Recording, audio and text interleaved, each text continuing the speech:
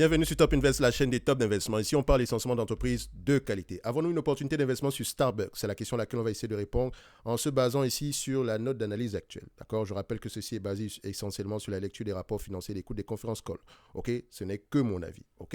Donc, tout ce qu'on va se dire ici, allez lire vos rapports financiers, essayez de recoller les morceaux, d'accord? Et vous faire vos propres avis. D'accord? Donc, Starbucks, on en a parlé plusieurs fois sur cette chaîne. Et vous pouvez rappeler à peu près au mois de juin de l'année précédente, quand on était à 80 dollars. Voilà.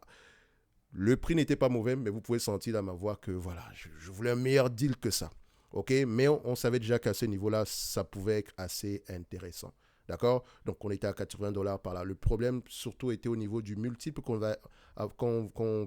allait payer. Parce qu'à 20 fois les bénéfices et 25 fois les bénéfices, qu'est-ce qu'on allait préférer entre les deux? Surtout quand on va en période d'inflation. D'accord? Il faut également oublier que si on parle d'inflation ici, est-ce que l'entreprise a la capacité d'augmenter ses prix? La croissance, elle va provenir d'où? La taille du marché, etc. C'est quoi? D'accord? Donc, j'ai essayé de lire les rapports financiers ici. Voilà à peu près l'avis que je pourrais avoir sur Starbucks en date d'aujourd'hui. OK?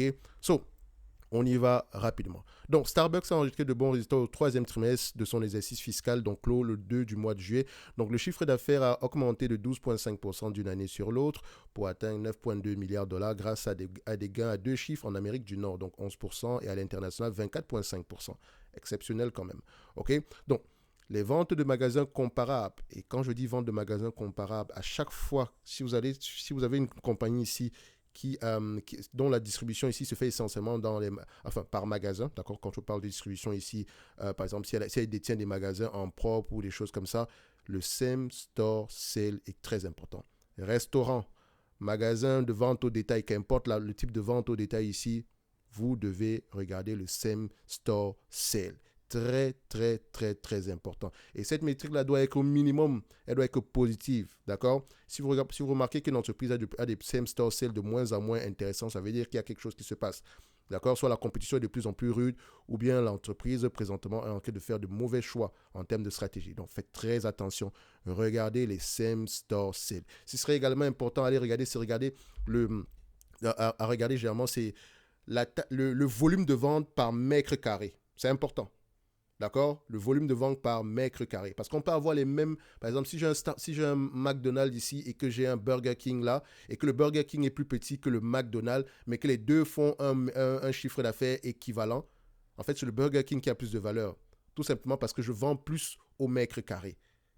C'est important d'aller regarder, les amis. C'est une métrique très importante, généralement, quand on parle de magasin au détail. C'est intéressant d'aller regarder. Il n'y a pas que les PER, les EP, les bénéfices nets par action. C'est sûr que voilà, ça représente tout ceci, mais vous pouvez également vérifier l'efficience même d'un magasin en regardant.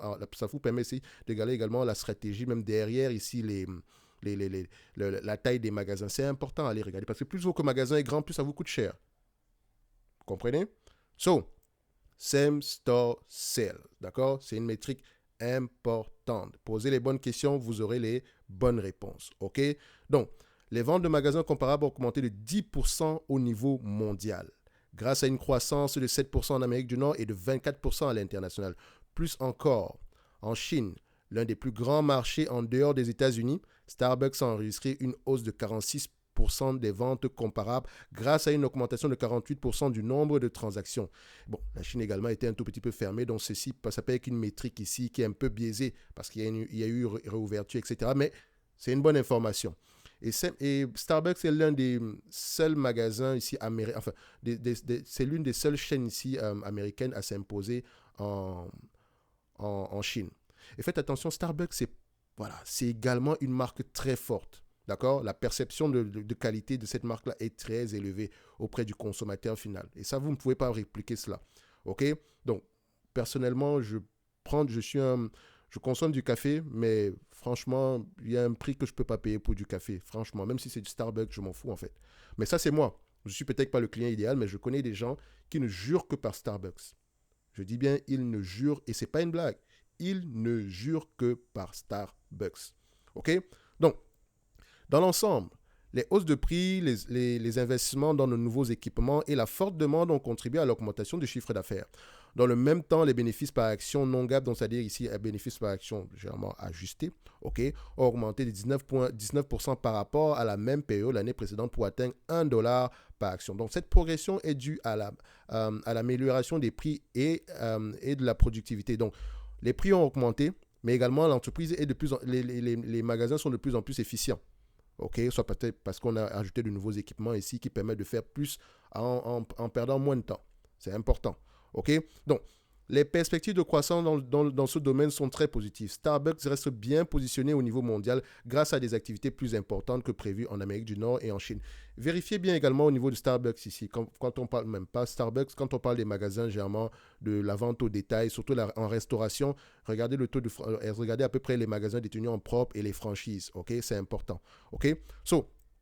Nous pensons que cette dynamique positive devrait se poursuivre au cours des prochains trimestres, donc notamment grâce à l'augmentation de la demande. Donc j'ai mis nous pensons parce que voilà, je me dis souvent ici que quand je dis ça sonne souvent bizarre, d'accord? Donc j'ai mis nous pensons. Nous pensons, ça ne veut pas dire que nous sommes 400 000 ici, je suis seul, donc nous, Donc c'est un peu plus propre comme ça, enfin moi je pense, d'accord?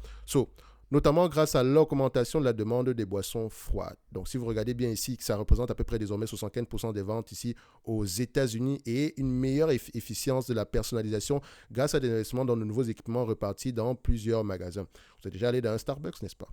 Vous savez que la personnalisation ici, c'est leur fort. Donc, cette entreprise tire également parti de sa stratégie digitale et de son programme de fidélisation Starbucks Reward pour augmenter le nombre de transactions comparables. Et on pourrait parler de ce programme de fidélisation-là, ça pourrait faire toute une vidéo. Parce qu'en fait, ici, c'est simple. Beaucoup de gens ont tendance ici à offrir des cartes cadeaux Starbucks, etc. à certaines personnes. Vous ne pouvez que dépenser, vous ne pouvez qu'utiliser cette carte cadeau-là dans un Starbucks. Or, il y a énormément de personnes. En fait, ça représente ici des ventes déjà pour le magasin, même si vous n'avez pas encore obtenu le produit. Parce que quand vous allez acheter la carte de $100, carte cadeau de $100 tantôt ici, techniquement, vous avez déjà passé une transaction. Maintenant, c'est pour consommer plus tard, certes.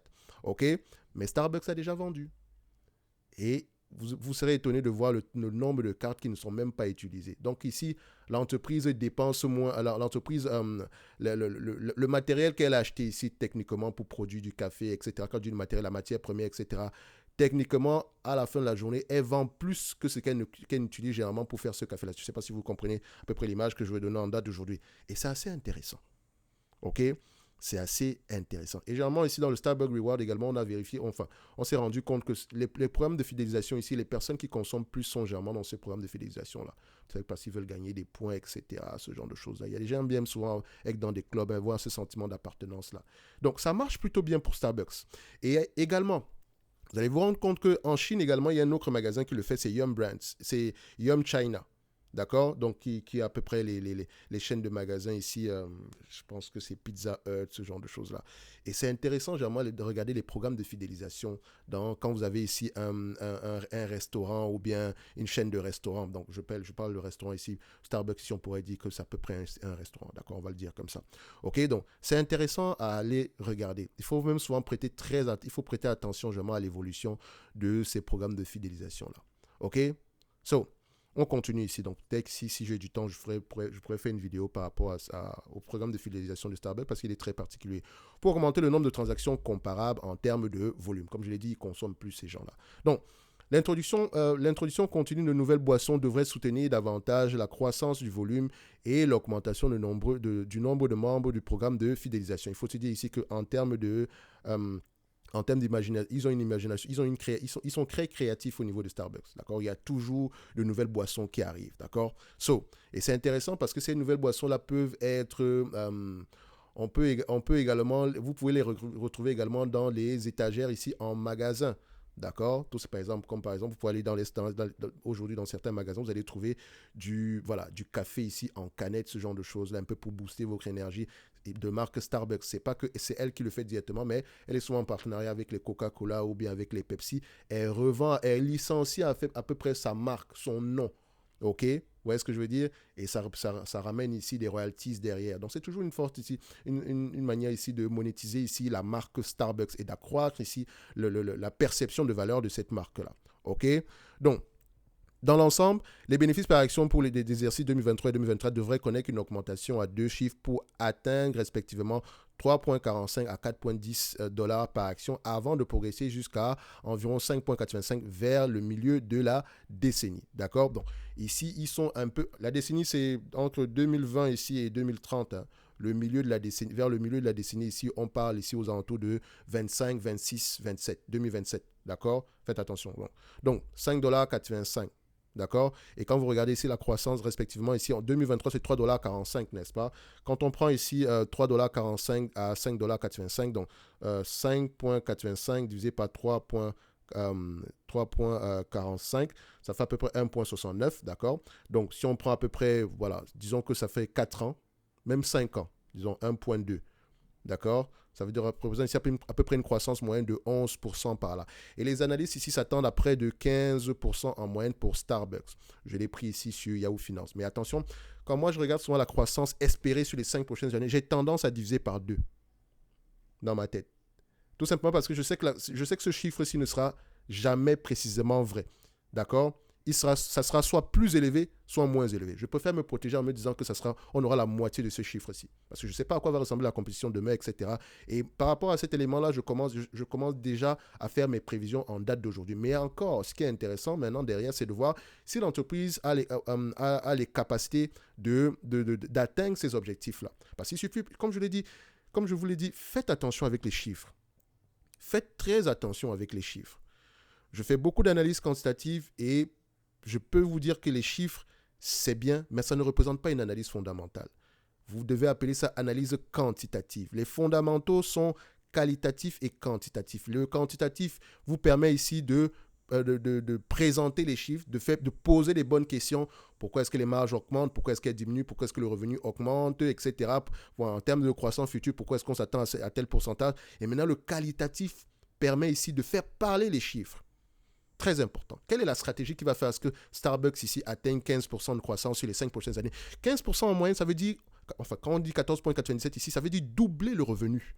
On a près de 37 milliards ici en termes de revenus. Ça veut dire qu'on devrait s'attendre à peu près à combien? Aux alentours ici de 70 milliards de revenus. C'est ce que ça veut dire. D'accord? Donc faites très attention. Les chiffres, c'est bien. Mais le raisonnement derrière ces chiffres-là est mieux. C'est pour ça que quand je parle ici, à chaque fois, je fais des analyses quantitatives. Ce qui vous intéresse généralement, c'est le prix. Ça coûte combien? Ça coûte combien? Ça coûte combien? C'est le raisonnement derrière ce prix-là qui est important, généralement. Moi, je trouve.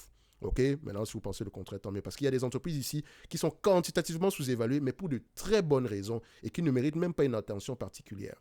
D'accord? Donc, faites très attention. C'est pour ça que vous n'allez jamais me voir vous dire ici que ouais, un PER de 20, ça veut dire qu'on est surévalué. Un PER de 10, ça veut dire qu'on est sous-évalué. Non, non et non. Ça dépend de beaucoup d'éléments, comme la croissance, comme le business même dans lequel, le secteur d'activité, par exemple.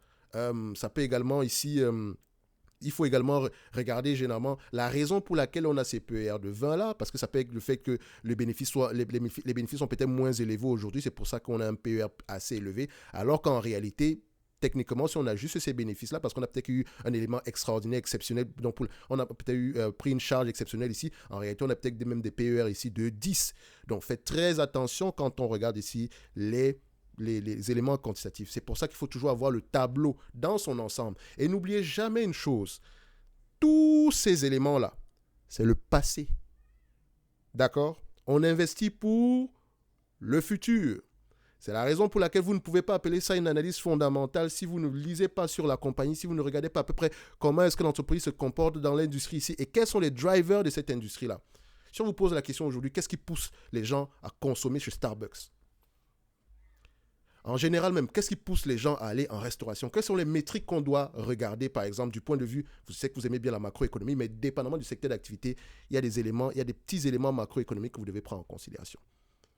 techniquement, vous n'avez pas besoin d'aller trop vous casser la tête. Ça vous permet juste de voir à peu près à quel niveau on se situe. Par exemple, si je vais dans le secteur immobilier, je sais que les taux d'intérêt auront un impact sur mon business. Mais si on a des taux d'intérêt qui augmentent, mais en même temps, les salaires moyens augmentent également, mais en même temps également, on se rend compte que le taux d'épargne également augmente et qu'on se rend compte également ici qu'on a à peu près le taux de chômage est moins élevé. Et qu'on se rend compte également que en termes de démographie, la démographie, donc les personnes qui consomment, qui achètent généralement des biens immobiliers ici, là, parce que c'est à un certain âge, c'est statistiquement prouvé que entre 30, 50, c'est à peu près à ce niveau-là qu'on achète des maisons.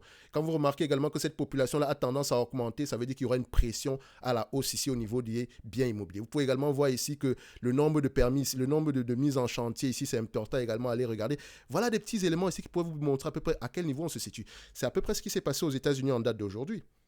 Vous allez remarquer que les taux d'intérêt augmentent, mais les entreprises qui sont dans comment on appelle encore ça, dans toutes les entreprises ici qui fabriquent des maisons, d'accord, je pense j'oublie le terme exact ici.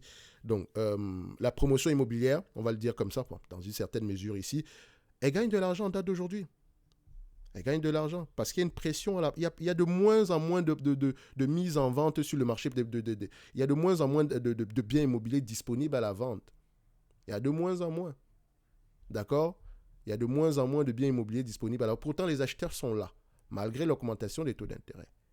Tout simplement parce que techniquement, on a encore un taux de chômage assez peu élevé. Enfin, sur certains pans de l'économie ici.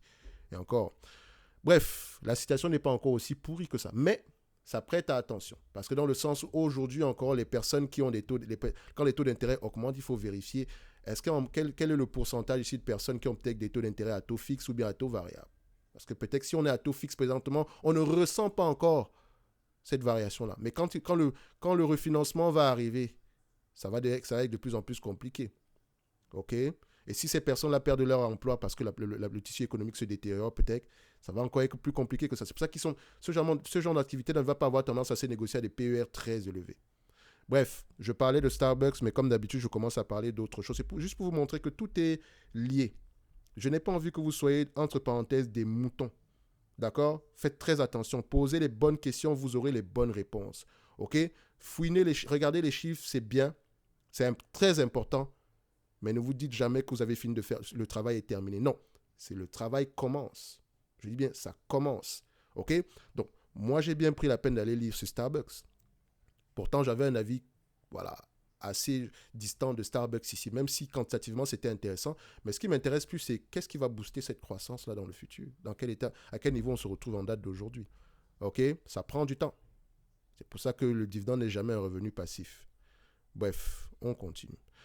Alors, donc on dit ici Starbucks en termes de volume. Donc, l'introduction, donc on a déjà lu ça, on termine ici. Malgré son prix un peu élevé, l'action Starbucks est de grande qualité et présente un attrait supérieur à la moyenne pour un investissement à long terme.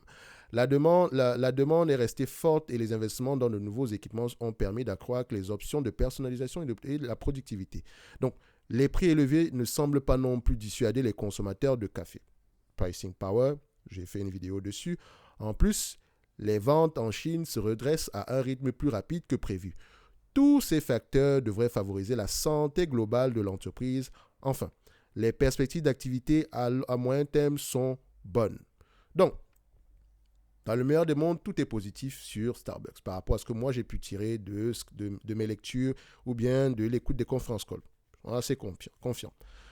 Donc, vous allez voir ici qu'on aura un débat entre 20 et 25 fois les bénéfices. Je vous ai dit ici que 25 fois les bénéfices, il faut vraiment que l'entreprise ait au moins une croissance moyenne de 10%. Au moins sur les 10 pour 5 prochaines années. Ici, on s'attend à du 15%. Très bien. Donc, on pourrait même payer cette compagnie-ci à 25 fois les bénéfices. OK?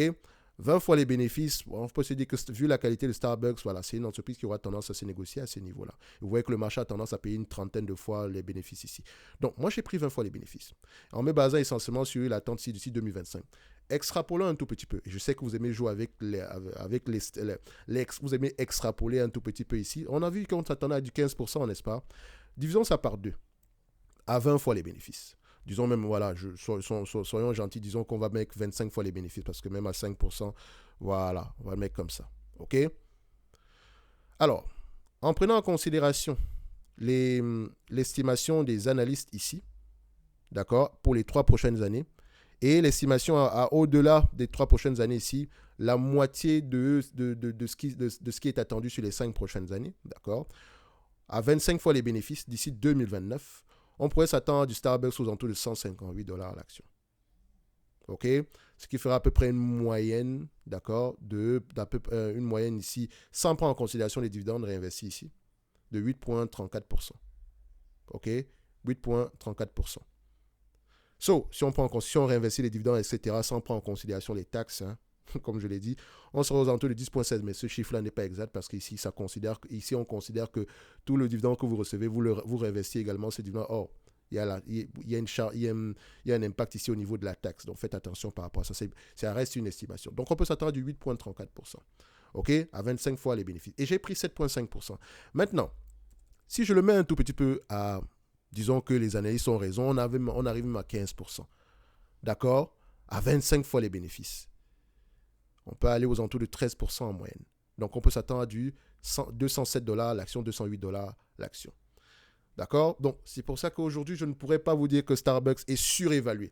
Parce que si je me limite uniquement à ce qui est attendu, à ce qu'on pourrait attendre d'ici 2025 ici, à peu près $4,76 par rapport au prix qu'on paye en date d'aujourd'hui, $97,23, on a un rendement de 4,89%. OK? Starbucks échange entre 20 et 25 fois les bénéfices. 20 fois les bénéfices, c'est 5%. 25 fois les bénéfices, c'est 4%. D'accord? Donc, le dividende en lui-même, il est safe, certainement. Il y a de grandes chances qu'il reste à ce niveau-là. Mais également, restez prudent parce que Starbucks, il y a également beaucoup de dépenses ici en termes de CAPEX de croissance. D'accord? Donc, ça pourra s'ajuster à long terme ici. Donc, c'est une bonne chose pour l'entreprise d'investir pour la croissance. C'est totalement normal. De toute façon, le dividende ici est couvert dans tous les cas de figure par les free cash flow. C'est ce qu'on aime souvent aller regarder par là. Donc, Starbucks en date d'aujourd'hui, ça reste intéressant. C'est peut-être pas exceptionnel comme moi j'aimerais en 2025, j'aimerais avoir 8% de rendement par rapport au prix que je paye en date d'aujourd'hui. Par rapport aux bénéfices net attendus ici, j'aimerais avoir un rendement de 8%. Donc, idéalement, j'aimerais aller la chercher en dessous de $60 l'action. $60 l'action. Mais je sais également qu'au-delà de 2025, on pourrait s'attendre à une certaine croissance. Que la croissance soit de 15 ou 7,5%, ça reste assez. La valeur oscille entre 150 et 200. OK? Donc, c'est plutôt pas mal. Maintenant, à vous de choisir si ça vous intéresse ou pas. C'est une belle entité, assez bien gérée, d'accord? Et il y a de grandes chances qu'on continue dans ce sens-là dans le futur. Évidemment, je n'ai pas pris en considération la dette ici dans notre calcul, ok? Il faut faire attention ici. Donc, la dette nette de la compagnie ici, si on prend en considération la dette nette maintenant, on aura tendance, on s'attend à peu près à $18, on a à peu près $18 de dette nette par action. Voilà, dépendamment de ce que l'entreprise rapporte ici, à peu près, elle peut repayer la dette nette ici en 5 ans, en moins de 5 ans même. Ok, donc, je l'ai mis à côté ici, donc c'est pour ça que voilà, j'aurais plutôt tendance à rester plutôt aux alentours de 20 fois les bénéfices par là. Ok? Donc maintenant, à vous de voir si ça vous intéresse ou pas. Moi ici, je ne pourrais pas vous dire que vous êtes en train de surpayer pour du Starbucks, surtout pour un investissement à long terme, selon les prévisions actuelles. Maintenant, si elle se détériore, la vie pourra changer. C'est pour ça qu'il faut avoir une compréhension assez profonde de l'environnement dans lequel opère Starbucks. Quels seront les relais de croissance demain? Donc, on a assez duré ici. Un like, un abonnement, un commentaire, ça fait toujours plaisir. En lien dans la description de la vidéo, vous avez le service Top Premium où généralement on fait ce genre de choses. D'accord? Donc, quand vous allez me poser une question par rapport à Starbucks, ça serait, voilà, si j'ai lu sur la compagnie, je vais avoir tendance à vous de rediriger vers la bonne information, dépendamment de ce que vous me mentionnez ici. On va parler des business, on va parler de l'entreprise du point de vue business. C'est bien de parler des chiffres, etc. Mais à l'avant tout ici, mieux vous comprenez l'entreprise, si vous comprenez mieux l'entreprise, ça sera plus facile pour vous ici d'investir à long terme. OK? Donc, évidemment, ici, généralement, je présente ici mon top 2 d'entreprises mensuelles ici, mais ça ne veut pas, en lisant les rapports financiers, en écoutant les conférences, quand je vous présente une note d'analyse, ça ne veut pas dire qu'on prend, on achète bêtement, non. On lit les rapports financiers également, on pose les bonnes questions. Donc, c'est à peu près ici ce que vous pouvez avoir dans ce service Top Premium. Vous pouvez également demander des analyses quantitatives comme celles qu'on a l'habitude de faire et avoir la certitude que ça va être fait. Donc Starbucks, assez intéressant même aujourd'hui. Même ceux qui recherchent un dividende ici, je sais que 2%, c'est pas grand-chose. Mais en réalité, elle peut déjà vous reverser 3,5% ici aujourd'hui. Et par rapport à ce qui est attendu en 2025, on peut être aux alentours ici de 4,8%. Et encore, si on se fie maintenant à l'estimation attendue ici, d'accord, d'ici 2025, on s'attend à peu près à du... Voilà, quand je vais prendre estimation, je prends à peu près notre borne basse ici, à savoir 7,5%. 7,5% représente ici à peu près 15% divisé par 2. C'est moi qui ai choisi, d'accord? C'est pas que c'est une estimation de qui que ce soit, c'est moi qui ai choisi parce que je veux me protéger. On s'attend à 15%, moi, ok, moi je prends 7,5% déjà, ok? Donc, 6,35 divisé par 97 $ ici. Donc, d'ici 2029, ça pourrait monter à 6,54%. Et si l'estimation des analystes se réalise, ce qu'on espère tous, on pourra avoir du 8,32 $ par action. Et si on a 8,32 $ par action par rapport au prix que moi je paye en date d'aujourd'hui, ok, je suis à 8,57%. Vous voyez, j'ai commencé à 3%. Je pourrais espérer entre 6 et 8% d'ici 2029 dans le meilleur des mondes. Ok? On va se donner rendez-vous sur la prochaine vidéo. Un like, un abonnement, ça fait toujours plaisir. Et n'oubliez pas, lisez vos rapports financiers. Je ne veux pas qu'après cette vidéo-ci, que vous allez acheter du Starbucks parce qu'un YouTuber vous l'a mentionné. Sachez que le YouTuber en question, lui, il a lu ses rapports financiers. Il a écouté le conference call. Il a donné son avis par rapport à la compagnie en question. Mais il se réserve toujours le droit de se tromper. D'accord? Donc, si vous gagnez de l'argent parce que vous avez acheté une entreprise qui a été proposée ou bien qui a été analysée quantitativement, c'est grâce à vous. Si vous perdez de l'argent, c'est à cause de vous. Ça ne sera jamais grâce au YouTuber ou bien à cause du YouTuber, non. D'accord? C'est uniquement pour susciter de l'intérêt et du questionnement. Point barre. Merci.